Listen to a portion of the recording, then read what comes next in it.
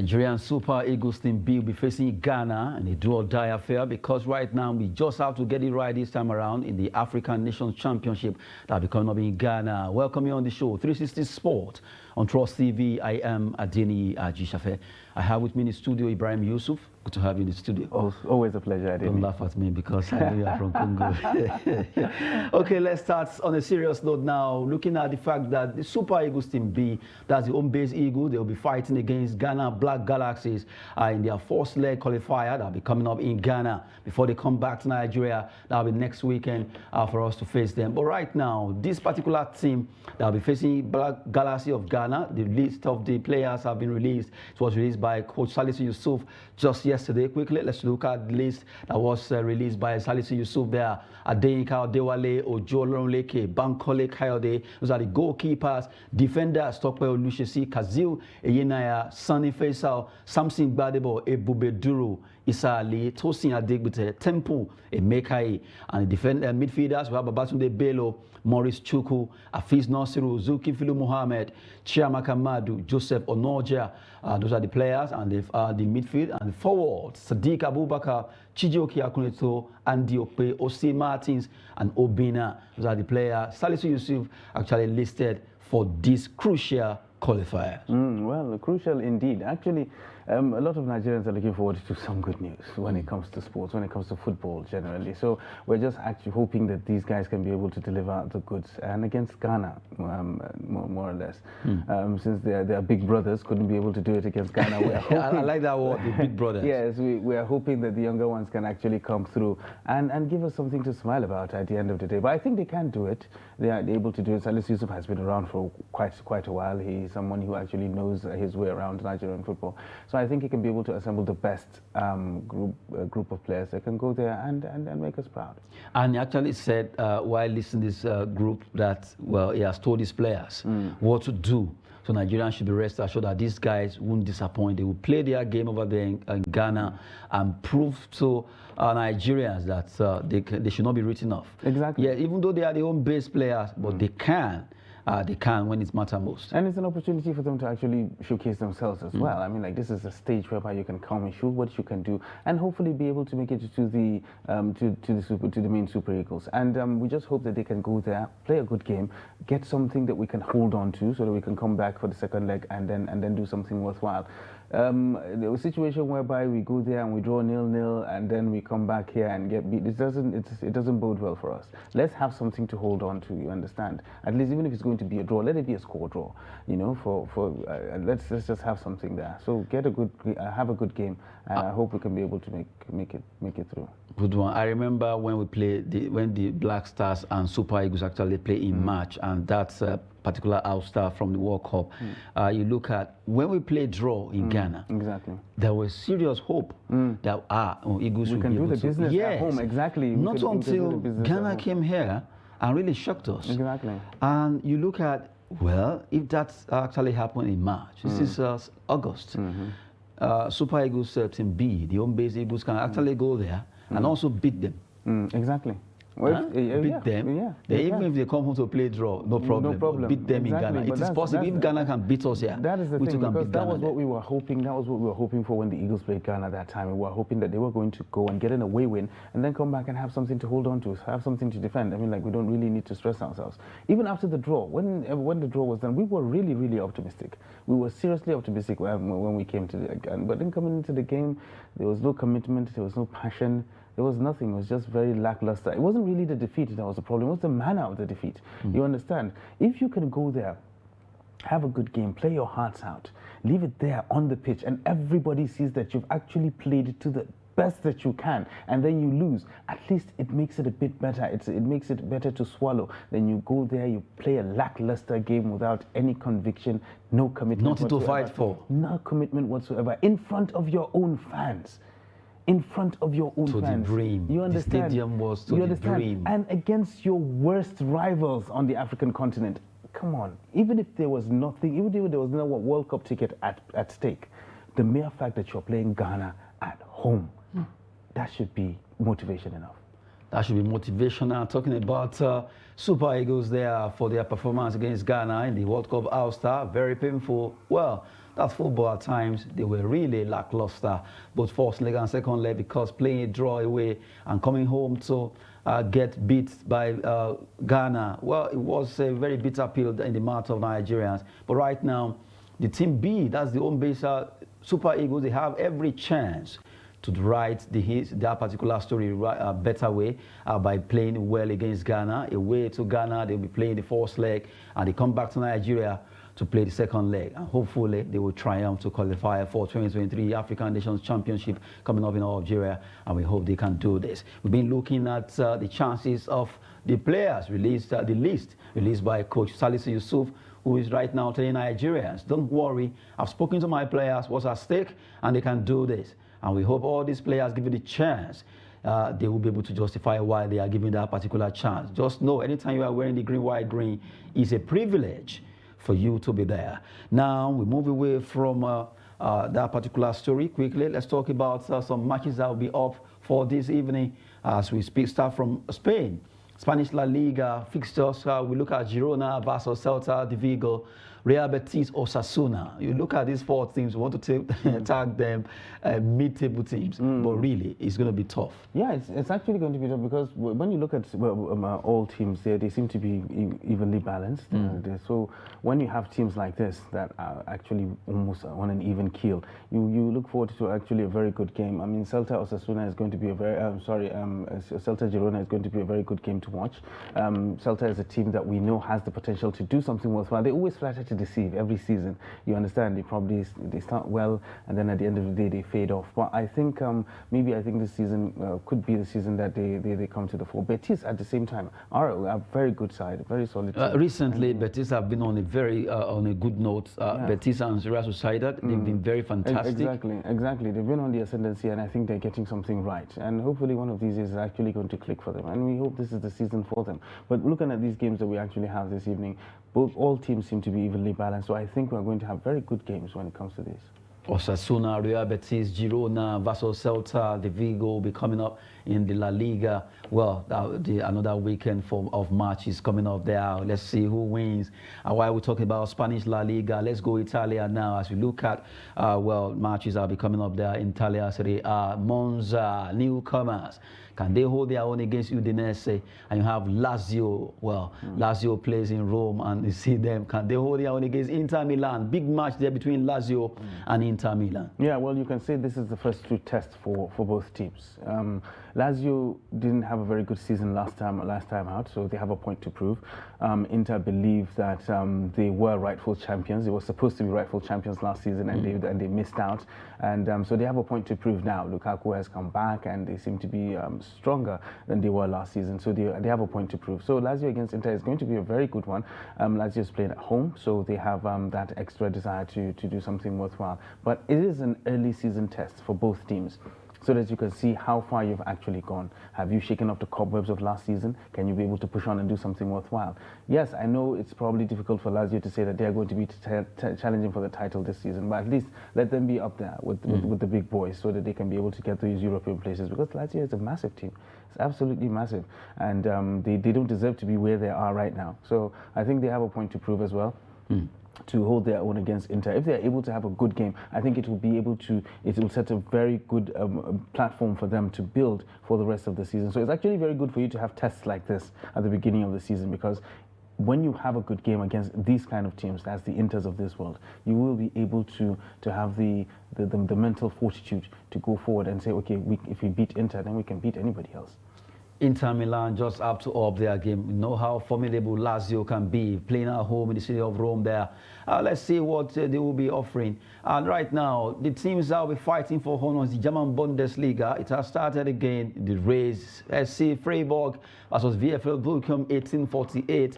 Another mid-table performance, what do you call it? Yeah, well, mid-table performance. You know, the thing is, when a lot of people have lost interest in the Bundesliga because it has become so linear these days. It becomes so predictable. Exactly. You know, the Bayern are going to win it. So the only thing that's going to excite you is who's going to come second, third, or fourth. That's the only thing that you actually look forward to in the Bundesliga these days, because it's Bayern's show, and it's always Bayern's title to lose.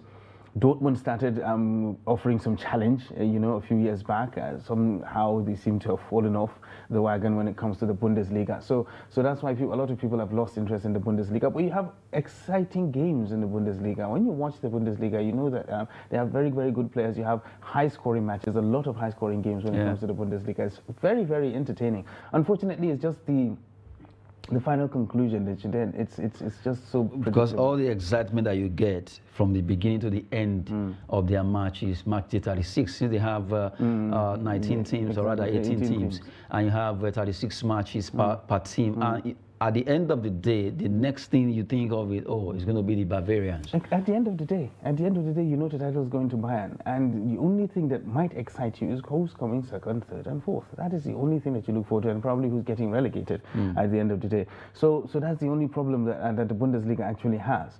Bayern is the Bundesliga's worst enemy as it is right now. And the fact that I still don't understand how come that. The league is so balanced when it comes to financial muscle. They don't hold much compared to other leagues. It's very healthy. Yes, agreed. Financially, Bayern Bundesliga is one of the healthiest in football in Europe. But they need to work on the dominance of Bayern money by allowing maybe some investors should come in and invest they'll be able to buy just the way Bayern have that financial muscle to buy players from other clubs. You understand? But they too be able to buy. But the problem is when you look at it. Every player that plays in the Bundesliga, every German player that plays in the Bundesliga has one desire. To play for Bayern. To go to Bayern Munich. And it's because of the dominance. You understand? If the dominance is broken. Is to go to Bayern Munich. That is the first thing on any German player's mind. He wants to play for Bayern.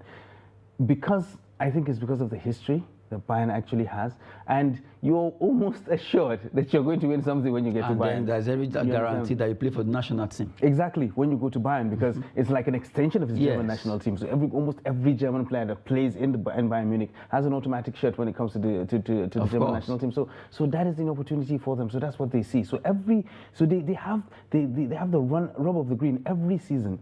Every season they can cherry pick every team that they want, any team that they want in the Bundesliga, and pick their best players, handpick their best players, and then take them to Bayern Munich. That is just the thing. Apart from the financial muscle that they have that appeal when it comes to the German football, and everybody wants to go there. And any foreign player coming to Germany wants to play for Bayern Munich.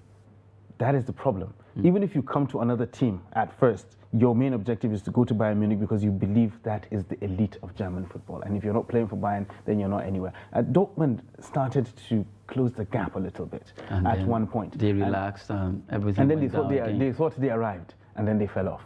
So now you just have a bunch of other teams that really are not offering anything worthwhile. So that's why you can see Bayern beating everyone 4-1, 4-0, 5-0 almost every other week, and then winning the championship with ease every season. So for the sake of German football, we actually hope that changes. For the sake of German football, but I don't see that changing. Maybe we can help them, at least, but let them get some teams from from other leagues, let them come and play there and see what's going to happen. They are really so strong. But that's the thing. I mean, like, how can you improve other teams to close the gap between them and Bayern Munich if they don't have the appeal to attract those players? Even if they do have the financial muscle, they don't have the appeal to attract those players that are going to come and play for them. But even if a player comes, he has one eye on Bayern Munich. Okay, I'm playing for this team right now, but my ultimate objective is to go to Bayern. Play 1-2 seasons. Next, he wants to go to Bayern Munich. And if that doesn't happen, then he goes abroad. So that's the problem. So you don't find somebody who has come to Germany to say, I want to play for Freiburg. Or I want to play... I love Werder Bremen. I want to play for Werder. I want to play for Werder Bremen, or I want to play for Wolfsburg. You understand? Even Mönchengladbach, that has as much history as Bayern Munich, you understand? They don't have that appeal. Everybody wants to go to Bayern Munich. So that is one of the major problems that the Bundesliga has.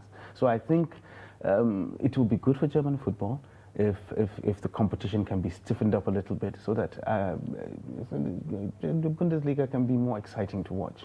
At least the title race can be more exciting. Hopefully that can be done, because right now the dominance concerning the Bavarians, Bayern Munich, over other teams in the German Bundesliga, the gap rather, is just too wide. They need to fill it up.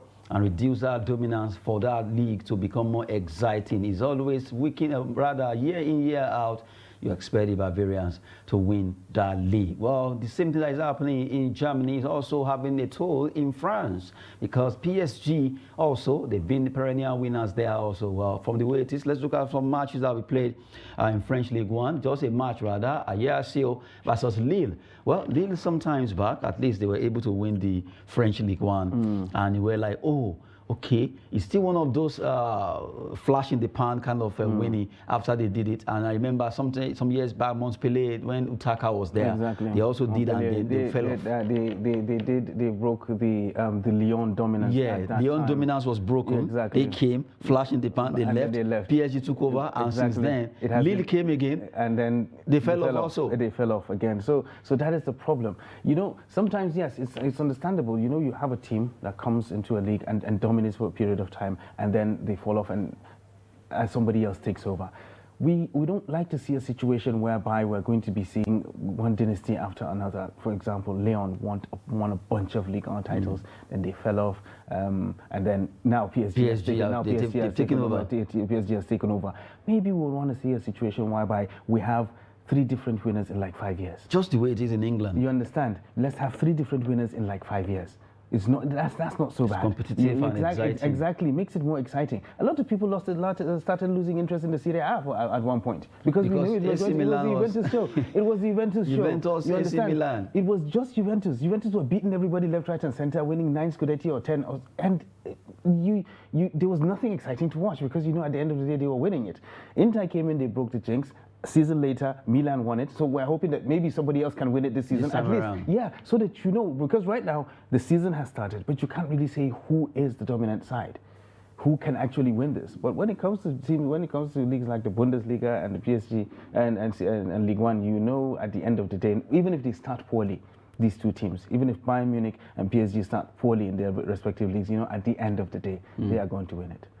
Good one there. We've been looking at French League One dominance of PSG. Well, Lyon also, for some time, they were there at the top winning team. And now it is the turn of PSG. So something must be done to turn those mentality around for clubs to actually be competitive against the likes of PSG, Bayern. Right now, they've turned the league to a one-man business. Well, from there, let's look at activities of some transfer stories. Although matches will be coming up this weekend, we've rolled those one, the one that will be coming up today out. And we quickly talk about Manchester United are set to submit £25 million offer for PSV Eindhoven winger Cody Gakpo. That's the player they want to go for right now. Cody has been fantastic for PSV Eindhoven, but right now Man United are coming with their cash, 25 million. That's about 30 million euros to go for the Netherlands Dutch player. Yes, well, Manchester United are in a frenzy right now. You understand? They're in a frenzy right now. They started the league poorly. They had their last game was fantastic against Liverpool, so they actually feel that this is something they can build upon. So they're trying to get as many players through the window as they can before the window shuts eventually. So and Gakpo is a very good player. He's a fantastic player. He had an amazing season last season. He played some very good football, very quick and intelligent young player as well. So I think he will be a very good addition for Manchester United. Manchester United that is going through like a rebuilding process these days. So I think it's actually a very good move for them and for the player as well to come to the Premier League. If he's able to show his quality, then I think it's going to be a very good one for both sides as well. But just like I said a lot of times on this show, I'm always a proponent of the window shutting before the league starts. I'm really a proponent for that, because at the end of the day, you find a situation whereby players leave and you can't get the replacement through the door because there's no time. The days are just too close for you to run around. There's no time for you to do that, you understand? And at the end of the day, you'll find players being sold for monies that they are not really worth because teams are desperate. So kind of panic buying. Exactly. Teams are desperate. They want to buy whoever it is they want to buy. I mean, like, you can understand someone paying upwards of 60 million for somebody who is over 30. It's ridiculous when you look at it. But because of desperation, you have a couple of bad games at the beginning of the season, and then you go out and be desperate, and at the end of the day, you get killed in the market. So I'm really a proponent of that. The window should shut by the start of the season, so that you just hold on to what you have. Whatever it is you have, that's good enough for you. You have players who have release clauses. And even if you don't want to sell them, once their release clause is actually met, there's nothing you can do to hold back that player, and you don't have time to bring in somebody in as well. So that makes it a poor one on your own behalf. So I really don't think that is a good one.